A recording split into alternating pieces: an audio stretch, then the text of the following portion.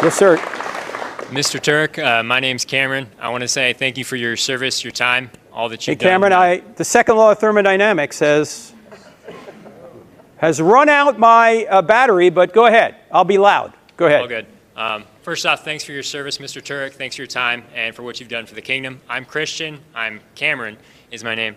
Specifically, I wanted to make sure I was understanding. You said, and correct me, keep me intellectually honest on this. You said there's a law of non-contradiction that two opposing ideas can't be held at the same time. Is that correct? Say that again. As far as what you said earlier in your presentation, if I'm understanding correctly, you said there is a law of non-contradiction that two opposing ideas can't be held at the same time. Can't be both true at the same time and in the same sense. Got it. Yeah. Got it. With that being said, and answer how you see fit. Again, I'm just trying to understand, not challenge you in this. I am Christian, I do believe. Isaiah 45 says, I am the Lord, there is no one else. Verse 7 specifically saying, I form the light and create darkness. I make peace and create evil. I, the Lord, do all these things. Does that I make peace and I create evil make that statement invalid, or does that adhere to it? No, because the way to translate evil isn't necessarily a lack in a good thing, but other translations will translate it calamity. I bring calamity. It is not wrong for God to judge. It's not wrong for God to bring calamity. In fact, you'd expect God, if he was just, to bring calamity. That's what you're supposed to do if you're a just God. So no, that's not a contradiction.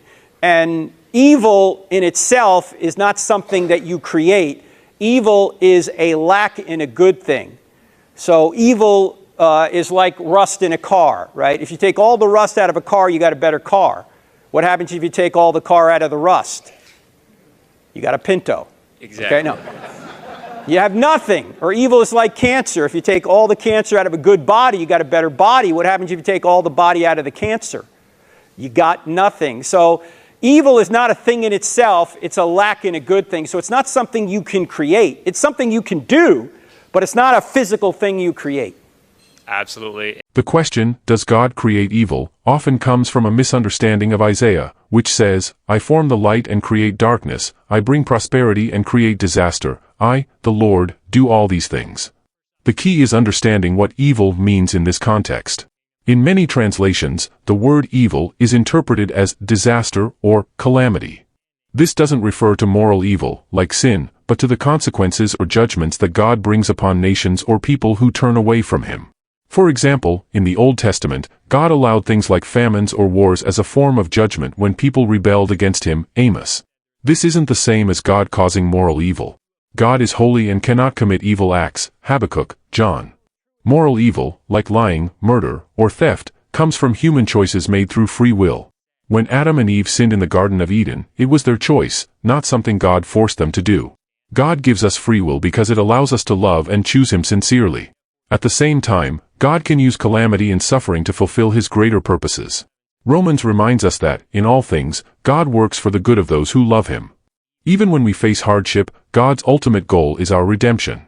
So, Isaiah doesn't mean that God creates moral evil. Instead, it shows that he is sovereign over everything, including life's difficulties.